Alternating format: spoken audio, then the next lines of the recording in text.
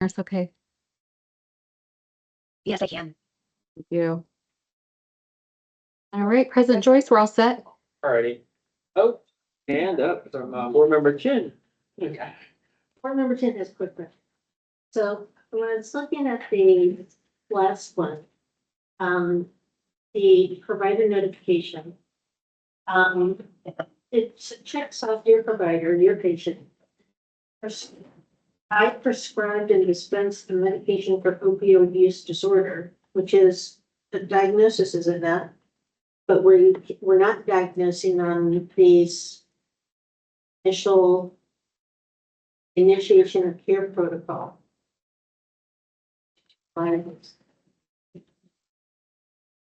Continue to spin on it. Executive Director Runyon. So it can be for opioid use disorder. We're not saying they have opioid use disorder. I can dispense Tylenol for fever without knowing that someone has a fever or not. Is that the distinction we're looking at?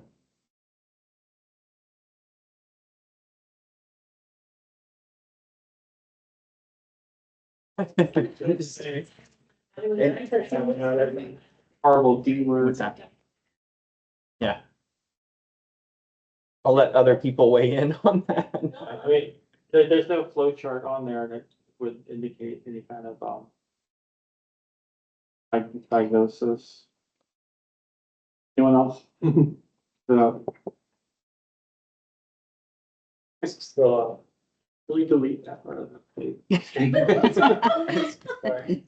Steph Magrafma, maybe just to clear the record for all the people that are on the public area too. My understanding is part of the self-assessment for the patient is disclosing via these symptoms that they have, and that we are then able to do treatment per symptom management. And that's where the symptoms come in. They're self-diagnosing, and we're taking their word on what these symptoms are to treat via symptom management, like we do for cough and cold. Right, like we do for other situations. So it's not diagnosis. Okay.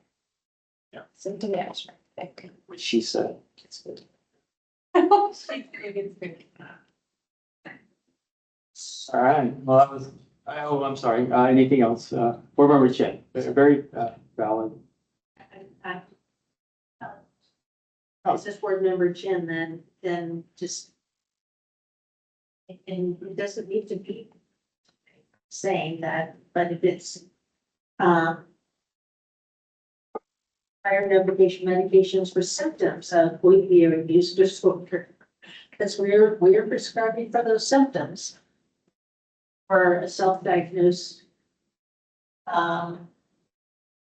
diagnosis.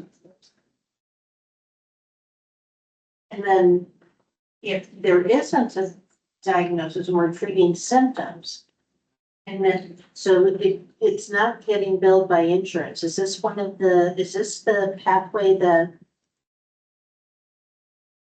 another board member suggested what that OHA was involved in and keeping the monies for these prescriptions for these patients? How does that part work? Executive Director Runyon, I'm not sure what the question is from that. So you have your prescriber is your pharmacist. They have their NPI and their DEA, they're prescribing buprenorphine, but they're not able to attach a diagnosis code to it. So insurance isn't gonna cover something that doesn't have a diagnosis code attached to it. Executive Director Runyon, I think that's plan dependent. I don't know that it's every plan, to be honest. I'm not an expert in that arena. I'm not certain.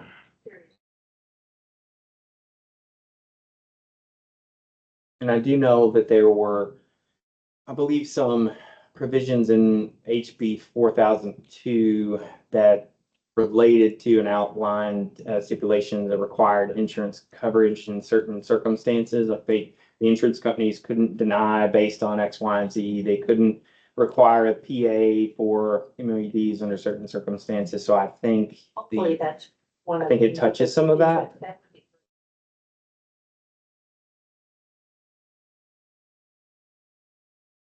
Anyone else before a motion? Or tenth? No? Okay. Oh, So, is there a sorry, motion? I'm sorry. Oh. We need to show you the rule really quickly. Oh, yeah. Sorry, we didn't open it. So this is the mailing A. Give me just a moment, please. And I will point out, this is a temporary rule because this law is in effect right now. So the justification is there and the need is obviously there. We need to increase the patient access. So that's why we're bringing it as a temporal today. And then we're also going to ask the board for their consideration to send it to the May rulemaking as well. Okay, so staff member Relevant, this is going to propose to amend OAR 855-115-0345.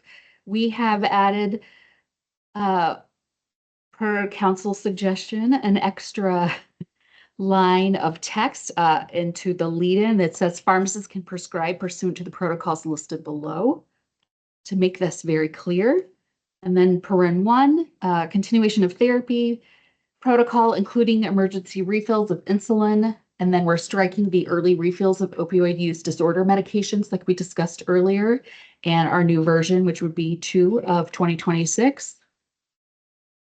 And then this adds new paren small j, medications for opioid use disorder, initiation of care version 2 of 2026, and medications for opioid use disorder, continuation/modification of care 2 of 2026. And then we've amended the statutory authority and implemented to reflect the addition in law to 689-698. Back to you, President Joyce. Any questions from anyone regarding this section? Seeing none?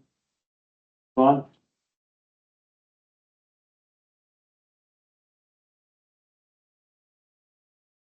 Executive Director Runyon. Oh, I'm sorry. This is where we would be asking for a motion to adopt the temporary rule as revised today. Excellent.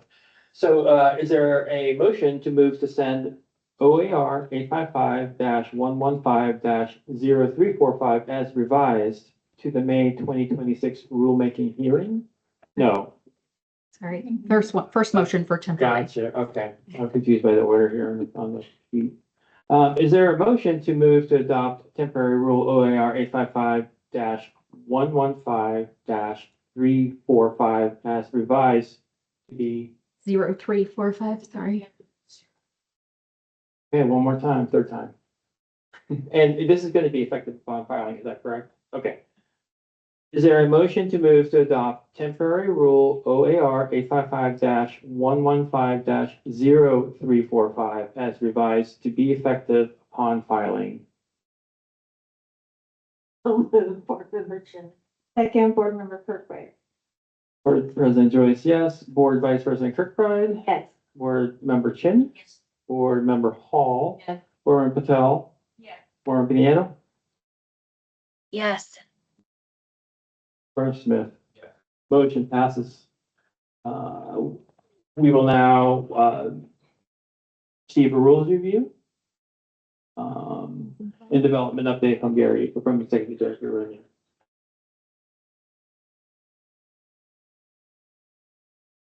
Executive Director Runyon. We have no mailing for this. I think this might be our focus section, not only of today, perhaps ever. So the rules in the review and the rule that we're working on, obviously the big compounding and PPL packages you have here before you, perhaps later today and tomorrow. I'd like to commend staff for working on that over the last several months. And I really do think the rules priority list has been instrumental in helping us reallocate resources and essentially stay on task with the limited amount of time that we have to review these rules and work on them. So I appreciate the guidance there. We've been able to implement that and see tangible gains from that tool. So aside from the compounding PPL, what we'll work on henceforth will be rules related to the implementation of the provisions in House Bill 3045 or HPSP. And the next, if directed by the board, we'll tackle the UMPJE rules as appropriate that will require a little lifting to amend all of those places in rule. For example, that mentioned the Oregon specific MPJE and make those modifications as necessary so that we can use that if, again, the board directs. We have a couple of more sets of rules from last year's legislative session that we're working on. And then primarily, I think our focus going forward will be on the Drug Supply Chain Security Act, or all of the rules from the DSCSA that we have to tackle. And I think Staff Member Efremoff has already made some progress, specifically with the manufacturer rules there. So going forward, aside from anything that comes out of the session, then we'll start to see the DSCSA. And then also we have the standards adopted by reference, the yearly rule revision that we all love to review. We'll bring that to you in April. And that is it for the rules and review.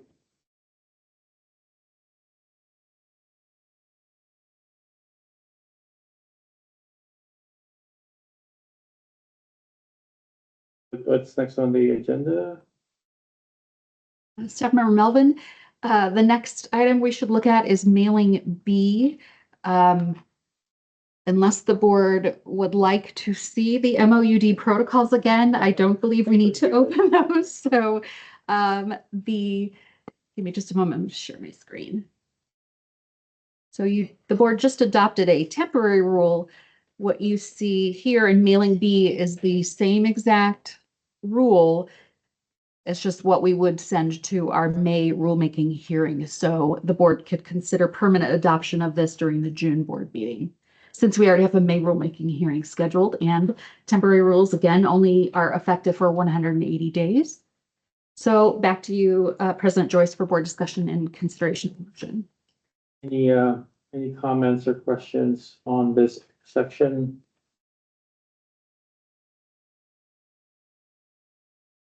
All right.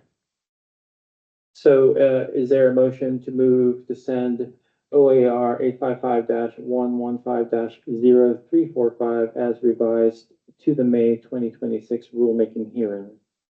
Board Member Chin. Is there a second? Okay, Board Member Schmidt. President Joyce, yes. Board Vice President Kirkbride. Yes. Board Member Chin. Yes. Board Member Hall. Board Member Patel. Yes. Board Member Pineda. Yes. Board Member Smith. Yes. Motion passes unanimously. We will now review and discuss mailing B1 with Staff Member Efremoff. Thank you, Staff Member Efremoff. So this is mailing B1 OAR 855-115-0130 Just one moment while Staff Member Melvin pulls that up. Should be a quick discussion. In reviewing these rules, staff identified that the reference statute in this rule could be clearer. The statute for final verification is in ORS 689.703, not 689.005. Though we believe the intent of placing 689.005 was likely to refer to pharmacy tech regulations in general, but making this minor statutory change will aid in clarity and comprehension of the laws and rules for licensees and registrants. Staff are permitted per ORS 183.335 to make this minor statutory correction without rulemaking processing. So staff will follow that process, but wanted to highlight this publicly to ensure communication and enhance transparency. I do believe there is a motion set forth also, but we did want to take this opportunity to make sure that the public was aware of this, even though this is something that didn't necessarily have to come to public session. And I'll hand it back to Board President Joyce. Thank you. Yeah, we had this discussion yesterday, and I think it's needed. Any comments or additional comments from anyone or questions about this portion of why we're doing this?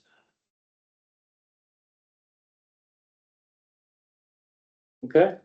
So just to clarify for the public, it's just basically a statutory reference that you're updating, essentially the reference itself and the numbers. Yes, Staff Member Efremoff, correct. It's on paren 3. You can see on the bottom line there, ORS 689. .005 was referenced, when to be more accurate, the final verification reference in the statute is under ORS 689.703. So just trying to aid in clarity. Excellent. All right, so is there a motion to allow board staff to amend OAR 855-115-0130 to correct the statutory reference from ORS 689.005 to ORS 689.703 as permitted pursuant to ORS 183.335, para 7, little e? Board Member Smith. There's a second? And Board Member Chin. Board President Joyce, yes. Board Vice President Kirkbride? Yes. Board Member Chin? Board Member Hall? Yes. Board Member Patel? Yes. Board Member Pinheiro? Yes. Board Member Smith? Yes. Motion passes unanimously. We will now review and discuss mailing B2, drug compounding, with staff member Efremoff. You, Staff Member Efremoff, as Staff Member Melvin is pulling this up, I'll just do a little background work for everyone in the public that's on the phone or in virtual mode. This is mailing B2. We will be reviewing the proposed compounding rules with the latest edition made from the board's direction at the December board meeting. We have updated the document to be in the format that is required to send through to rulemaking process if needed, meaning we've removed all of the attachment links and the full history of these rules since their beginning in 2023. If the board and the public would like to revisit any of the history for these rules, they're still located in the previous board meeting mailings and on the board website. After reviewing these rules today, staff will ask the board for direction on next steps, whether to send to the public for additional feedback or send through the official rulemaking process to get feedback, or if additional work is needed, we continue to update the rules. We can bring those back also. Staff has prepared an example version of how we can send out an additional request for public feedback outside of the official rulemaking process. We'll review this and discuss all of these options after the proposed rule discussions are complete. For the format of Division 183, we will continue as we have, reviewing in the clean format since this is a major overhaul and structural changes were made, as this is a completely new division. This means the whole division of 183 is bolded and underlined, and new additions from the last meeting are highlighted in yellow. At the end of the rules in Division 45, Division 45 will need to be repealed, and if and when Division 183 is adopted. Language that is proposed to be removed has been struck through. After the review of these rules in their entirety, we will ask the board for direction on next steps. For these rules, I will pause at each section of the rules, orient the board and the public to the language proposed, and then request board input and comments. I will lead a round robin for each section to allow each board member, including the board president, to focus and provide input. After everyone is given an opportunity to speak, I will then ask for further thoughts, comments, or input from any board member prior to moving on to the next section. In an effort to be mindful of those joining us virtually, I will try to ensure that only one person speaks at a time and the conversation can be clearly heard. Now let's begin reviewing the proposed compounding rules. We'll start with applicability 855-183-0001. Scroll for a few minutes. All right, so there is no proposed changes in this section from the December review. Important reminders that Pren 3 of the section with the board's full division vision changes that might be coming soon with DSCSA or the Drug Supply Chain Security Act. There will be the need to update some portions of this and related to Pren 3, but we will make you aware and go through that process as needed when the time comes. And for Pren 4, A through D, this definition is a little more detailed than the USP definition. However, these items are identified as not compounding and are clearly listed here, and also the statutory requirement for flavoring to not be considered compounding in our state. So for this one, since there are no changes, I was just going to open it up for any board members if they have any questions.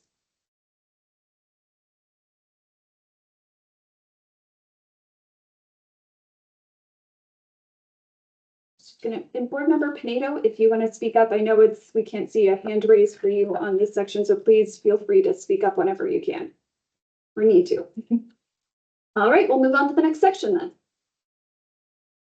Next section is Division 855-183-0005 definitions. So there is a change to this location. So as a reminder for definitions, compounding will be located in, the compounding definition will be located in Division 6. as it applies to several divisions. So here we are looking at the addition that has happened in paren 2. Paren 2 is compounding area. It means a restricted location designated by the registrant that limits personnel access and where only activities and items related to compounding may occur. This new definition is slightly different than the compounding area definition for USP 795 or 797. It combines both of them and adds a little bit clearer language. This results from the discussion that happened at the December board meeting, where board members had discussed if the prohibition for carpet being in the compound or in the pharmacy was kept, that there would need to be some clarity on what is the compounding area, so that a pharmacy could potentially that have carpet have a location that's designated that has, whether it's floor mats or whatever product they can use that can meet the requirements of USP, so that they can be sanitized and cleaned appropriately, so that we're not precluding those in rural areas to do potentially simple compounding like magic mouthwash or other situations. So this was staff's attempt at trying to achieve what we thought we heard the board saying. So I want to pause and do a round robin related to this language, starting with Board President Joyce. Board President Joyce, yeah, I'm in agreement, as far as the clarity of this section and the changes and the update made. Good, thank you. Vice President Kirkbride. I have no questions. Board Member Smith. Board Member Smith, nothing to add. Board Member Patel. Board Member Patel, nothing to add. Good job on the section. Thank you. Board Member Pinedo. Board Member Pinedo, nothing to add. Thank you for all your work on this. Board Member Chin. Member Chin, this looks perfect. I think that the limits personnel includes, no pets and animals, yes? Yes, so that is kept in a lower section, that the pets are not in the compounding area, so yes. And Board Member Hall. Member Hall, looks good to me. Nothing to add. You. Right, with that, we will go to the next section then. Notification requirements, 855-183-0010. This section also has been updated from the December board meeting. The discussion at the time was, I think really that we had gotten the intent there, but the language was really messy and mucky. So we tried our best to revamp the language a little to make it clearer and more condensed and in similar format to other sections of our rules. But definitely open to more suggestions. So notification requirements now reads within 15 days of initiation of sterile compounding, non-sterile compounding, or both, a drug outlet must notify the board on a form provided by the board. Again, because there's changes, I'll open it up to each board member to provide thoughts. Vice President Kirkbride. Yeah, first I would just like to say this is much improved, so thank you. I did have a couple questions. Just confirming, it sounds like this is a one-time requirement, versus how it was previously implied was like an ongoing status maintaining. So is that, am I reading that correct, that this is a one-time requirement upon initiation, and then, you know, going forward, obviously it would be captured in their self-inspection report? Staff Member Efremoff, yes, so I think part of the conversation, just for those who might have missed the last meeting, was there was some language about initiation and when you stop compounding, and then how many times, when do you need to keep telling the board? This would be a one-time notification, and we would probably embed this into the application. So at renewal, someone can let us know if they're still compounding, so we internally can know to be prepared for inspections. That's usually the easiest way for us, and know who to communicate for different blasts and things like that we do through eGov. So yes, this would be a one-time notification. Perfect. That kind of leads into my second question, a form provided by the board. So so if it's not at initial application,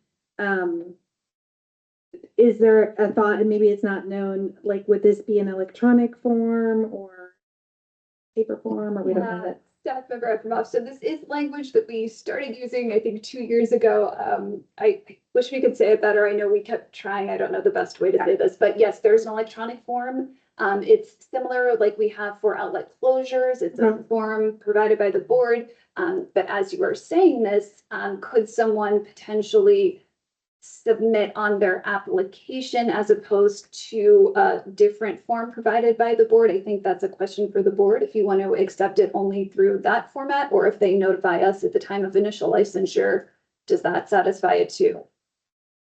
I think what we are trying to do also as staff is just to get more formalized approaches so that we have communication coming in a certain kind of streamlined process so that staff can process things more quickly in the same, instead of just getting emails that could potentially go to several different staff members at any point in time. There's one point of communication for these things that then staff would be able to review and update as needed.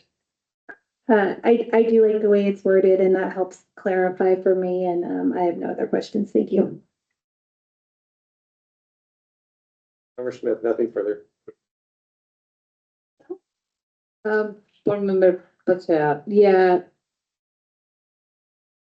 The form is going to be just like pick outgoing and incoming form, right? Just going to be a compounding. Okay, perfect. And I think that make more sense for the board staff too, that it's better to come to the one instead of like you guys have to look for. No, totally makes sense. And I think I like it. Either you do in the application, or if your application in June, if you start in December, then we'll let you know. No, that's perfect.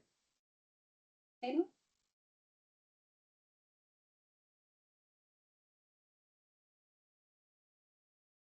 Board member Pinedo?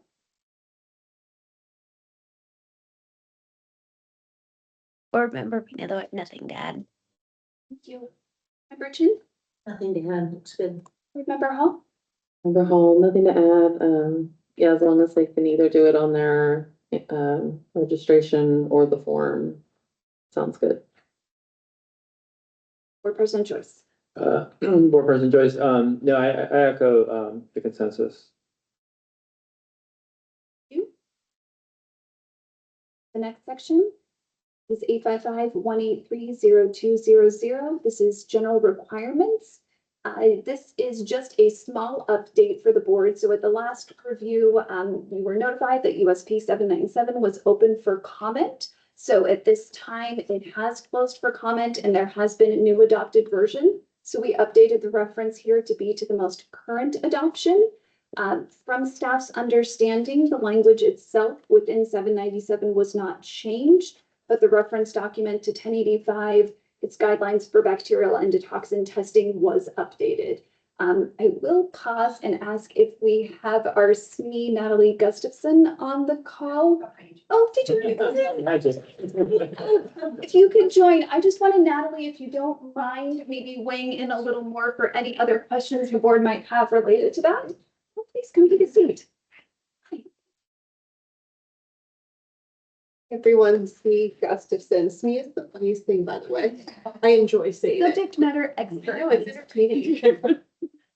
But yeah, so my understanding from 797 is it's mostly grammatical. Like there's a couple paragraph like indents and things, and then they updated but they updated not 85, but the like 11, I think 1185 or 1085. Oh, okay. So it's above the 1,000. So it's like the behind the scenes sort of for endotoxin testing, but not really anything applicable for us on the like compounding level. No, that's perfect. And then I guess at this time, I would open it up for any board members if you have any questions or questions for me on any of the 795 or 797 updates.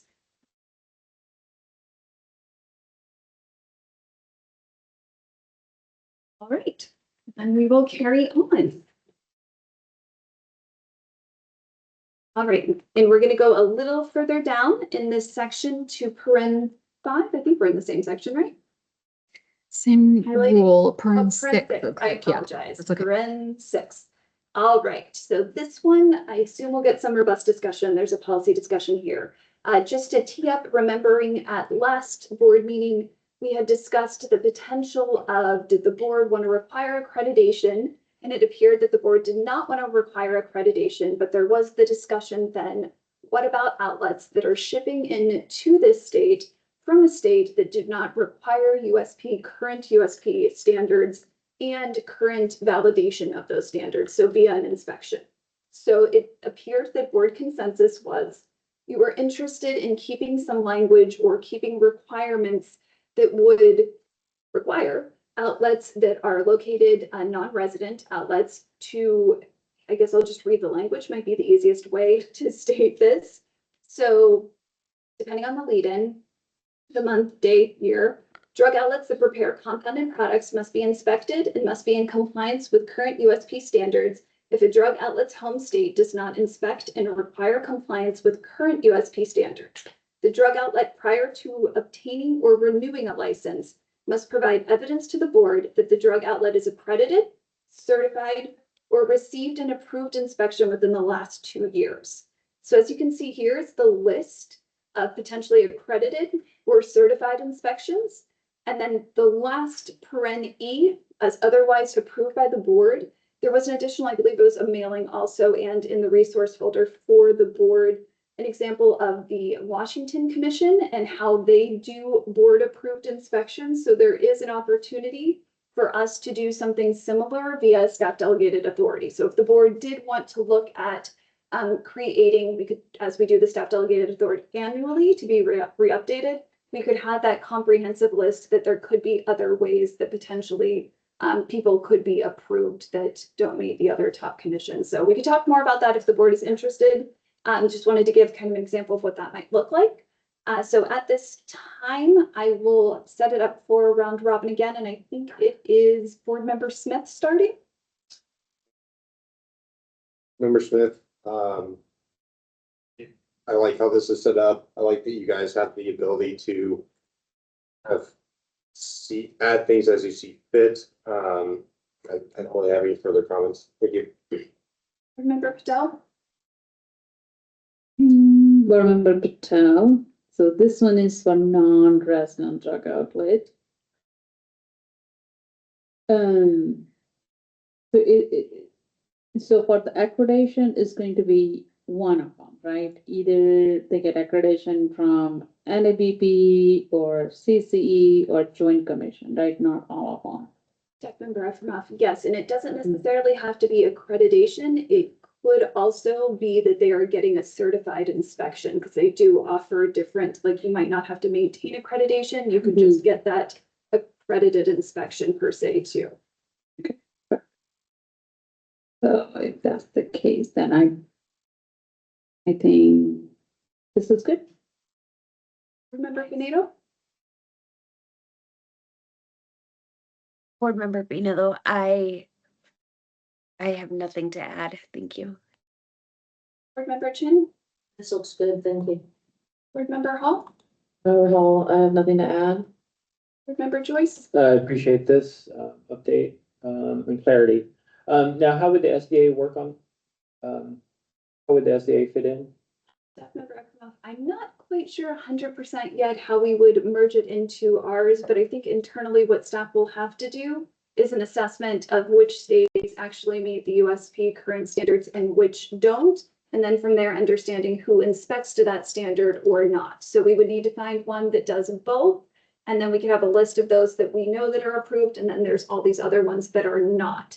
And from there, then all of the entities or registrants from those states would have to either get one of these types of inspections or potentially we could talk about what isn't otherwise approved by the board. So I would see if the board is moving this direction and creating these rules, we would create some kind of structure for you to see. And again, it would be board approved and it would be reapproved annually at the staff delegated authority assessment. Right, just one though. I mean, like, yeah, odds are, right? You. Vice President Kirkbride?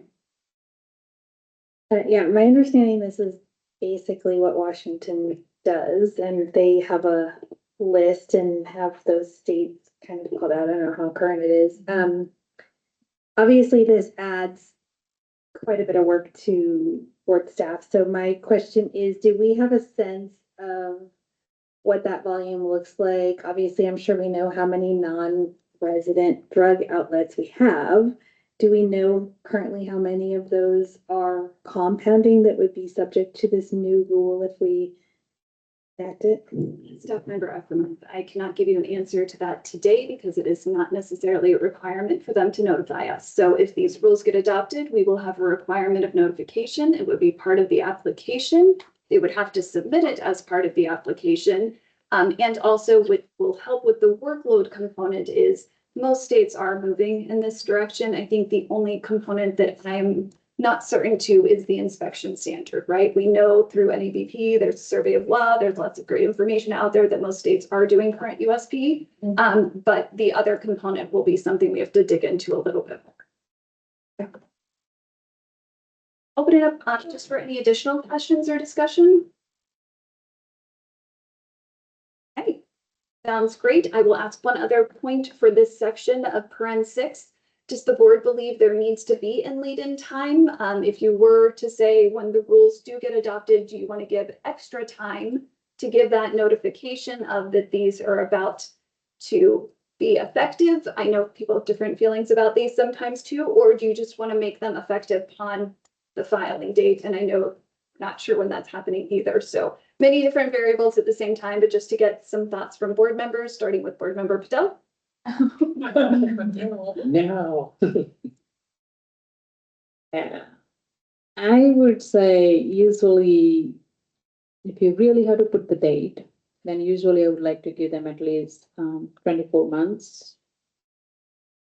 Yeah, because even if you're filing, right, I don't know, we still have to get the public comment, then we are filing, right? Either we can do the effective upon filing, or at least give like 2 years. Because that's what you said, right? We have to look back in the 2 years.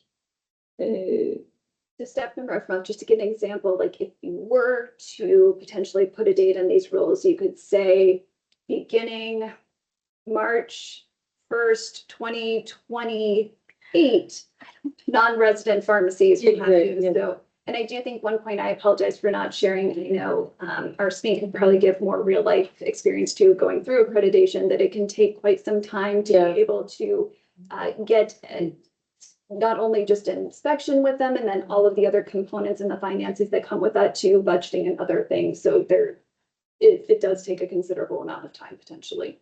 How do you have, I apologize. Oh, Washington gave 7 months notice to their licensees. Okay, and that was hard to meet. Mm-hmm. 9. Do you have any additional things you wanted to say? I didn't need to cut you off. No, you good. No, that's the good information. And that's what I was thinking, like, if you're going to file.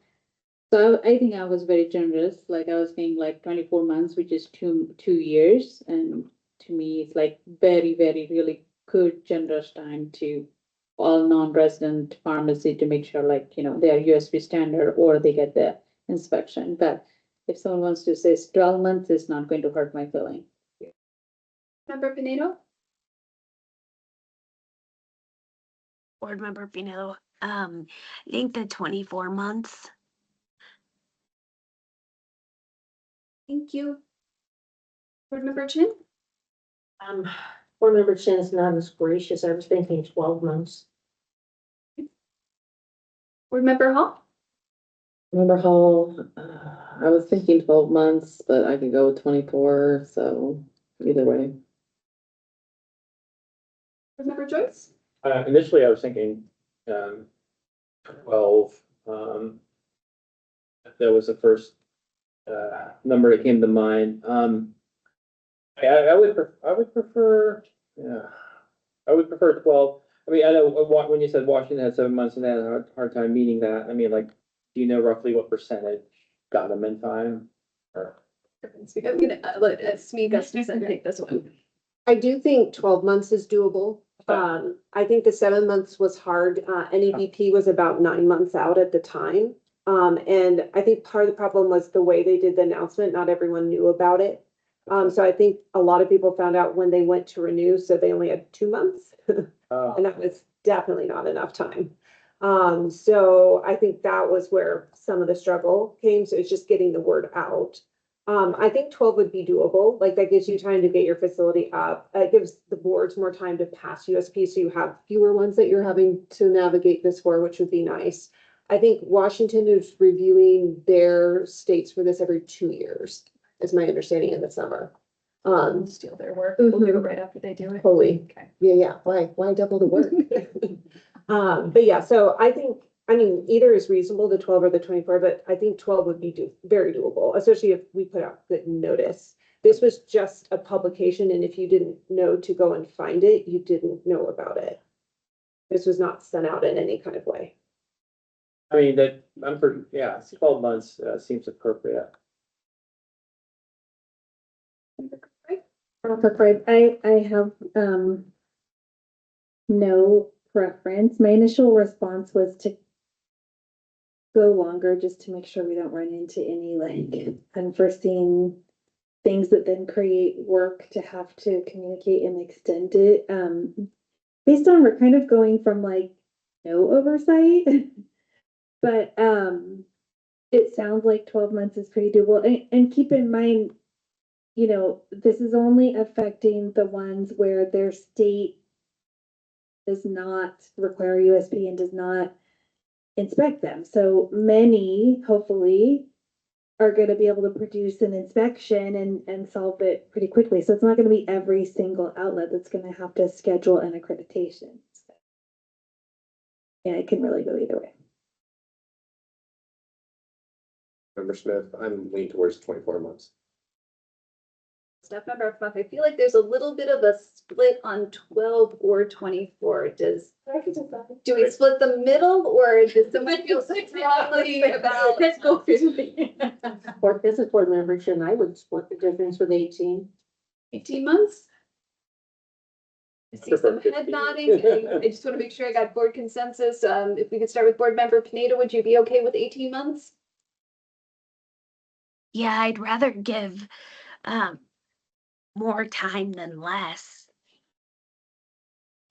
Thank you. Board member Chin?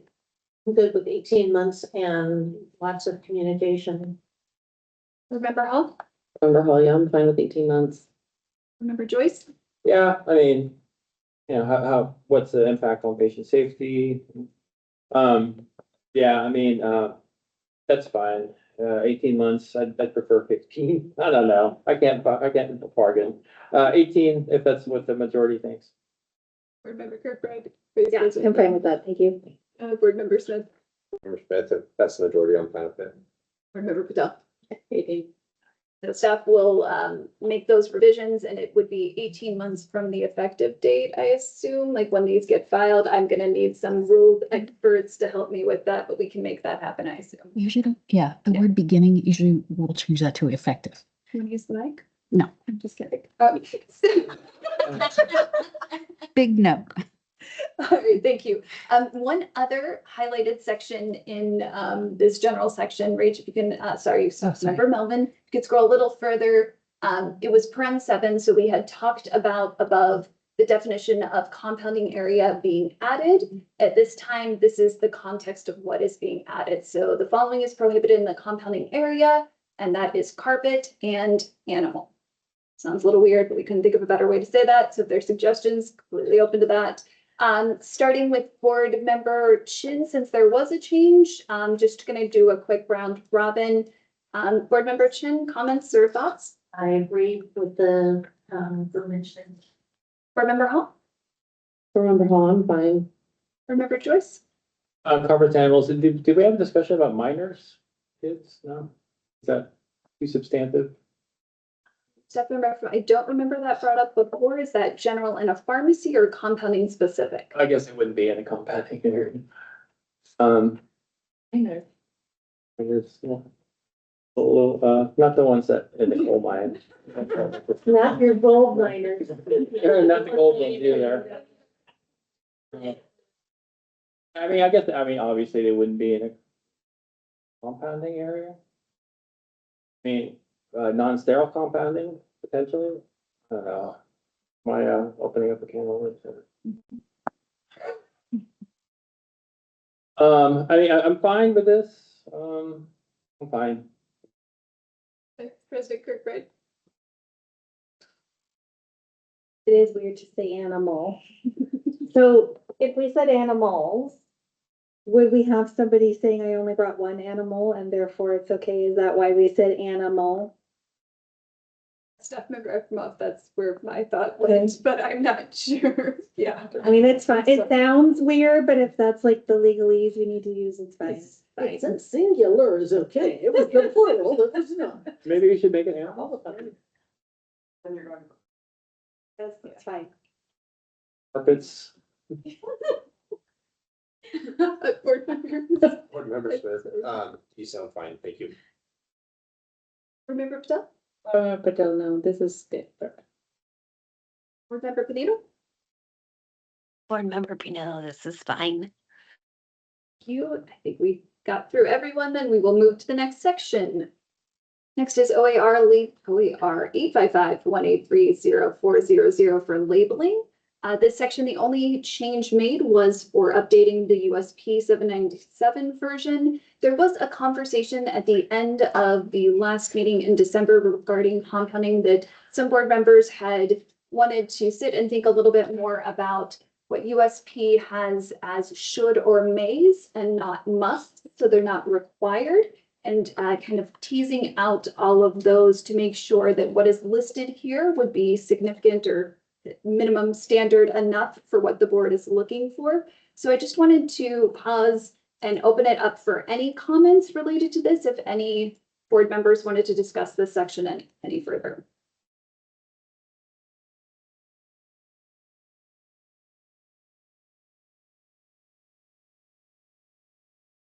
Right. Hearing none then. Looks like the language is good as is, and we'll move to the next section. This is 855-183-0730, pharmacy compounding for veterinarian non-food producing animals. There has been no changes to this section, so I would just open it up again if the board members have any thoughts, questions, or concerns about this section. What's the line number? Oh, I Oh, can't hold on, see I have it. I apologize. 157.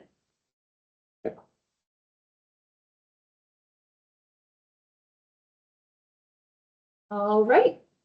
We will then move to the last, I think, change in this section. So this is a little interesting. So this is the definitions.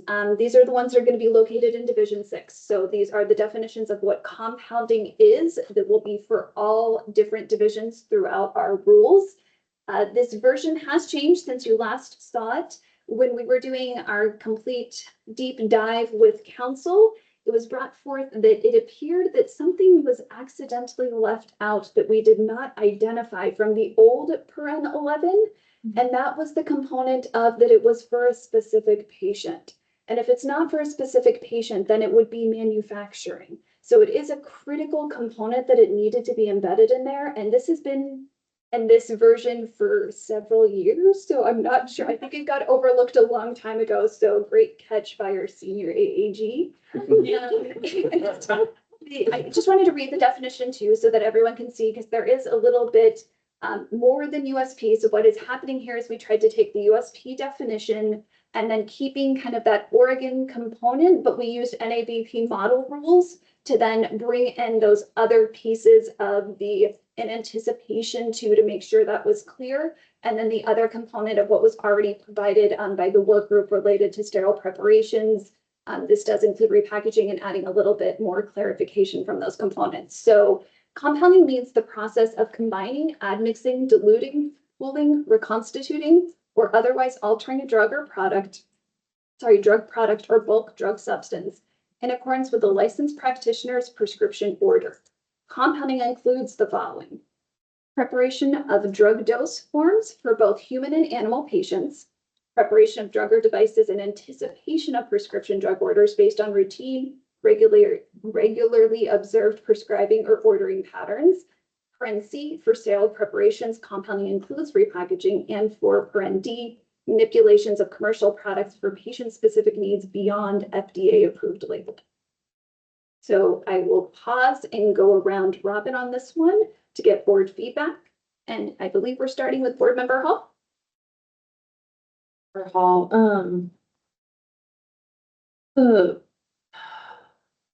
about reconstituting, I know there was a section that said what compounding is not. Yes. We can go back up to our original applicability is what compounding is not. So if we look at paren 4 sorry, if you can go to applicability, paren 4. So here's the additional of what A is saying is that it's outside of FDA approved labeling. So we have The reconstituting in the compounding section is referring to something that's not in accordance with the manufacturer labeling. correct if it would be outside of an FDA approved labeling. So reconstituting potentially for a amoxicillin that is for a patient by adding the distilled water would not be considered compounding. Okay. Yeah. Just, I didn't see in online 208 under compounding that we're looking at now. I didn't see where it was clear for me. I'm probably just missing it. Other than that, it looks fine to me. Remember, Joyce? So when you're adding liquid to the amoxicillin, that's not considered compounding. What we gathered, so what is it then? It's diluting, or it's not diluting because you're not making it weaker. It's reconstituting. Constituting. Yeah. Compounding, okay. And what, and I can't believe, I've been looking at these rules for years. But what is, and I actually do admix myself, but what is pooling? Pooling, P-O-O-L-I-N-G? Remember how? I mean, I think it's like when you take multiple bottles of IVIG or something and you pull it into a bag. Oh, To me, that's what pulling is. as opposed to any of these other ones. Okay, so you're taking multiple vials and putting it into a larger bag, pulling it into a bag. Pooling it, okay. All right, thank you. Nothing else.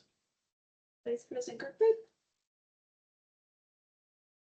Yeah, I think I'm hearing a little bit of the concern is, these are gonna be located in different divisions. So if someone is looking in one division and sees compounding means reconstituting, and then the other division says compounding does not mean reconstituting, could be a little confusing. So, I think we'll just have to, make sure we are communicating well, that here's where that carve out lives. Don't worry. Because it is carved out. It's just, it's gonna live in two different sections. They're not next to each other, so. Staff member Exmoff, if the board would like, you could put it in the section 2 in definitions. We were just trying to be more succinct and less redundant, but if you wanted it to live in 6 and to live in 143, that's very easy to do. 183. 183. Oops, sorry, that's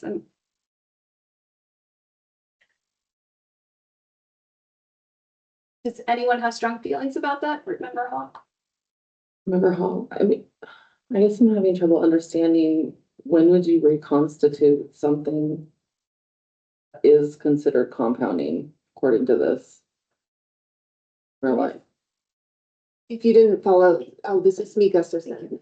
If you didn't follow the instructions, so if you went outside, let's say you wanted to create a different concentration, or someone had requested a different, let's say it calls for a specific type of water, but someone needed it in saline, or you wouldn't do that with amoxicillin, obviously, but, so basically if you altered it more, so that's why they had to carve out for if you're following the instructions, and then you've also had to carve out if you're adding the flavoring to a commercial for those reasons, because otherwise they could fall under this.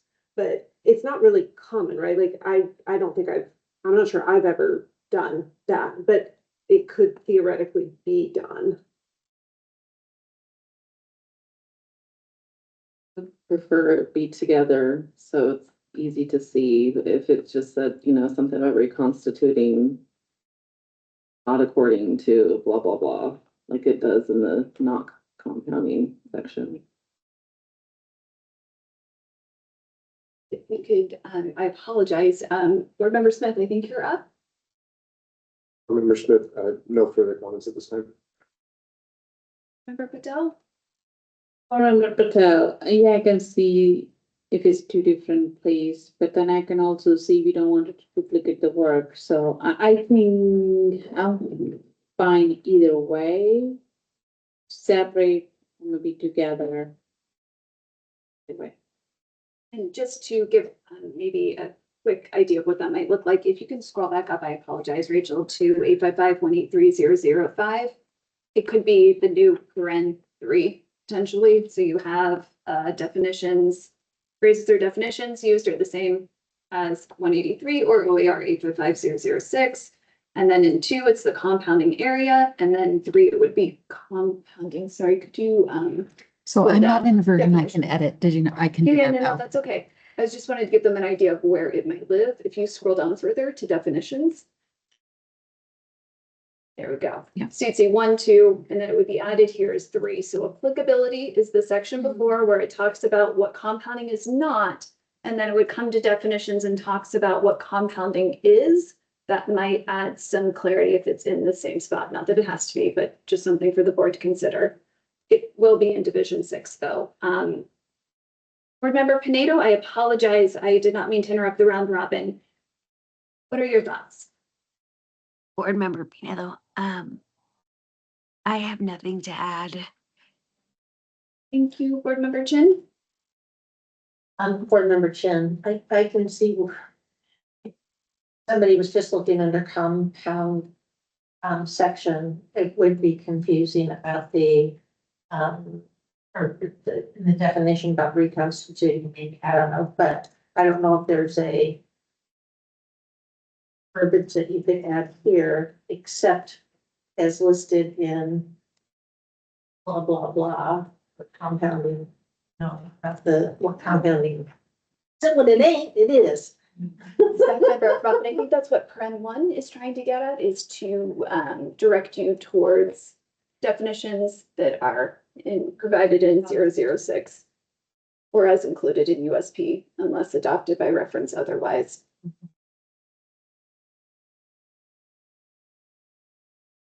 Leave it to the licensees on what makes sense.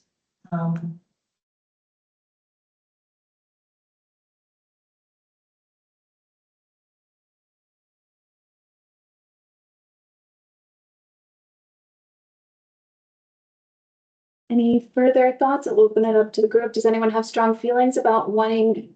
So it sounds like you're okay with the definition for compounding as it is being modified. The question at hand is, should it be included in this division 183 in addition to division 6? Any board member has strong feelings one way or the other, or we could, whatever format that we're moving into after we finish this discussion, if you are sending it out to public feedback prior to official rules making, we could ask that as a question, or we could just plunk it in as one and see what feedback we get, or leave it out and see what feedback we get, just looking for some direction.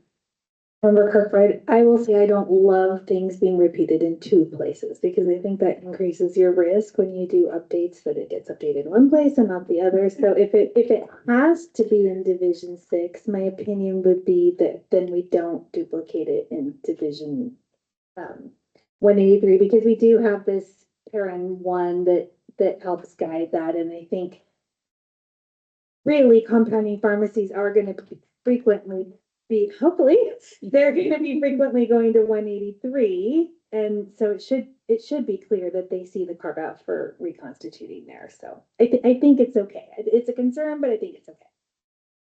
So staff member Efremov, I'm hearing leave it as is proposed because we do have divisions 41 and 43 that do apply to the definition of compounding. They would need to know to then go to 183 and what compounding is. So with that, then I will just ask generally, there's been no other changes made to these proposed rules. Does the board have any questions or discussions for any of the remaining sections? It was just the kind of clerical updates from the other divisions that are applicable that previously referenced Division 45 that will now reference Division 183. Yes, Board Member Kroger. Right. Oh my gosh, I didn't ask you. I'm not the only one, thank God. She's not even here. I know, I miss Shirley. It's okay. I know from you. My question is regarding Division 183. So we removed a lot, and it's fantastic. I love it. As I was preparing for the meeting, I was like, "What? This is it? I love it." Yeah. Are we gonna renumber the sections because there are gaps now? Okay. No. I'm going to hand it to Okay. staff member Melvin because you were just making her day because she wanted to make sure I pointed this up at some point and I did forget. So thank you. Staff Member Melvin, so in our gray box, I amended this when I realized we've removed so many rules. I rewrote the gray box, so if you didn't have an opportunity to read this should all be current now. So yes, before we file, we need to fix that because it goes from, let me get down to here. Yeah, because remember, we had all those extra rules. We usually do these in groups of like 5, right? So it goes from 1, 5, 10, then we're into the 200s. Then we're into 300s, and then it goes from 400 and then to 700s. Do you see that? So staff member Melvin, when we, at whatever phase of sending out communication prior to official rulemaking, would make those adjustments prior to go to rulemaking to make sure that it's clear there would be no actual changes to the language. It would just be the numbers for the OARs. Or how do you? Yes, so determining on where the board lands, if they want this to go out to the public world, I say for just comment and not the rulemaking part of it, I think we should fix it before it goes out to the world. Because if we send it out once and then we end up changing it, that just turns into a mess. Okay. So at this point, I think this brings us to the last part of the discussion. So the board has reviewed all of the updates to the compounding rules. It appears that there's no further discussion on those. So at this time, staff would like direction on what are next steps. So it appears that we don't need to make more revisions. So it really seems like there's 2 options right now. The ability to send out for public feedback is what we're calling it. And Rachel, do you mind maybe pulling that up? Yes, Give give me you a just a mock-up moment. so that you can see kind of what a very bare bones what might be manageable for staff to do to send out comments. So just for everyone in the public that's on the call too, this would not be official rulemaking. It's a very similar format though. We will send it to all of the same parties, interested parties that we typically do. We're considering sending this via SurveyMonkey, the same way that we kind of did our uniform MPJE request for information. So we'd send it out like that, open to get comment. And then from there, we would bring that back to the board and then the board can decide if you want to make changes or if you wanted to then go through the official rulemaking process. The benefits of this are that when you start the official rulemaking process, you can't go back and then edit via the comments. You would then have to do the whole rulemaking process, which is stopping it, and then you'd have to restart it and then renotice and do these whole kind of steps that are laborsome for staff also.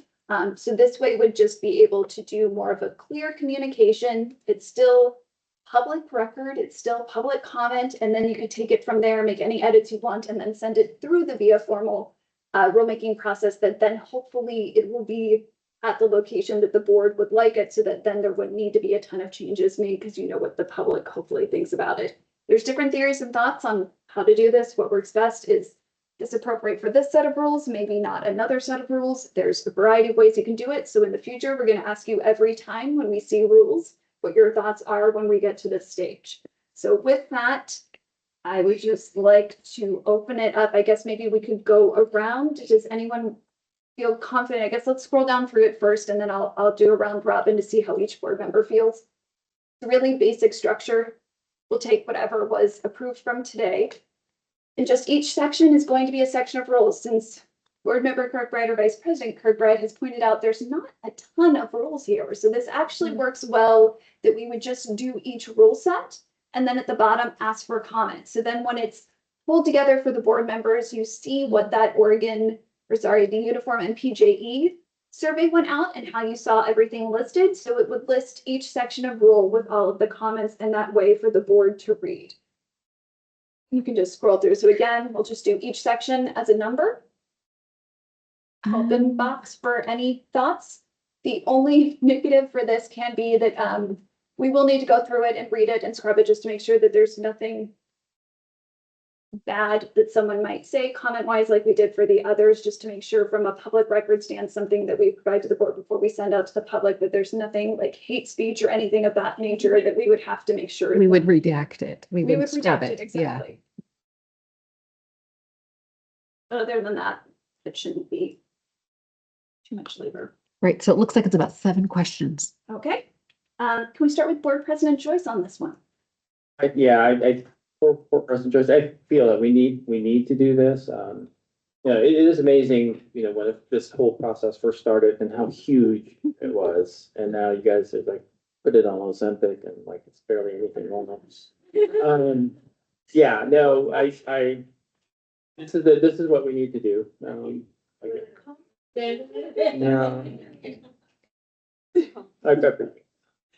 Vice President Kirkbride.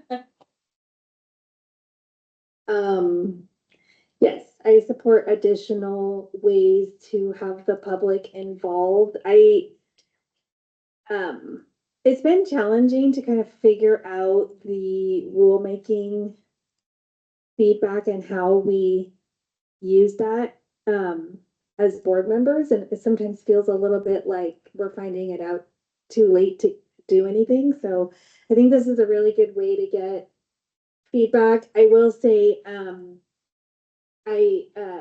I support this if we can have it happen, in a timely manner. And I don't think we need to do multiple rounds of, I think one round. We've been waiting for these rules a long time, and we have licensees that are, waiting for these rules because they're paying for inspections and accreditations that they may no longer have to do once we have these rules in place. And so, yes, I think if we can get this done and get some good feedback, I think based on the universal MPJE, we saw, I think, hundreds, 500 and some. We never see that in rulemaking comments. So it seems like it's engaging. So yes. Staff member Ekmoff just wanted to piggyback. I apologize, I forgot to say, we would propose these to just be open for 2 weeks. What we learned with the MPJ when we sent it out, open for 2 weeks, we got 527 responses. So I think using the same vehicle of communication that we did via eGov, doing a survey. Delivery, wrong box. Delivery, I'm calling it the wrong thing. I'm so sorry. And using the Survey Monkey seems to be well suited to hopefully get more feedback. So look forward to that. Board Member Smith. Board Member Smith, yeah, I'm excited to get the public feedback on this and get this moving along. Thank you. Board Member Patel. Board Member Patel, totally agree with this one. We need feedback. And then I don't know if you can add another, just the question, like if you have any other comments, not besides this rule, sometimes they just say, I don't know, you did a good job, or just say like, hey, let's just, move this section to that section, not definitely fall into this section or add some section. We don't know that, right? If you can. Yes, just I'm just trying to think ahead of it's a free form box, so they still can put in that one section, like, hey, you're missing this out of everything. But we can put other at the end. We can, and it's not limited to character space, so there's not, they And I could don't think type there's us a any book. harm in it. Just be prepared to read all the others that you get. That's all I have to say. No, just add the only compounding related, not any other, Okay. hate speech or anything, just the compounding Any related. other comments related to Compounding. Okay. We can do that. Remember, Yeah. oh, do you, sorry, anything further? Nope. Remember Pinedo? Board Member Fidelo, no, I have nothing to add, but I do appreciate the public and licensee feedback because this ultimately affects everybody when it comes to non-sterile and sterile compounding. So I'm excited to see what people have to say. You, Board Member Shin? Board Member Chin, I'm definitely for the monkey. I'm intrigued about the other line for compounding rules only. I would put the only in bold. But I'm not opposed to that either. Thank you, Board Member Hall. Overall, like everything that has been said, I have nothing else to add. Thank you. I think we have direction. One question. Yeah, please. Staff Member Melvin, may I ask one question regarding the timeline? If the board is interested in sending drug compounding rules to the May rulemaking hearing that you already have scheduled, we would send this out in March and bring the feedback to you in April. We are prepared to do that if that's what you would like. Or if not, it would go to your November rulemaking hearing. It would be, okay. Sooner the better. Board Member Kirkbride, yes, that sounds like a great timeline. Just want to close with a very big thank you to our SME, Natalie Gustafson, for supporting this and being the expert and helping us through this. And your senior AAG did a ton of work on these. So her work and Compliance Officer Joe Ball, they put a lot of time in helping do all this. It's not one person, there's multiple of us that lift these. So thank you to everybody for all of your hard work, and thank you to the board for all of your continued. Let's feel like a monumental moment. This one is almost about the champagne when we send this. Man. Thank you. I'll bring it next time. It's a rulemaking. Let's get to rulemaking. Thanks, Natalie. Thank you. Thank you, Ms. Smee. Come back in April for champagne. Yell for 15 minutes or not? Ask him. So point of order, Board President Joyce. We Yes. 15 minutes left in the day. We could start PPL, or we could maybe, if there's anything else on the agenda you would like to do in 15 minutes, or end early 15 minutes, or whatever you so choose. I think we have plenty of time tomorrow to talk about PPL. I don't think there's any, need to start now, especially if we're gonna be ending, in the next 20 minutes or so, 15 minutes or so. So I think we should just adjourn. Is that okay? Why start PPL now? I know it's, we can discuss it tomorrow. We got time tomorrow after, Okay, Thank you.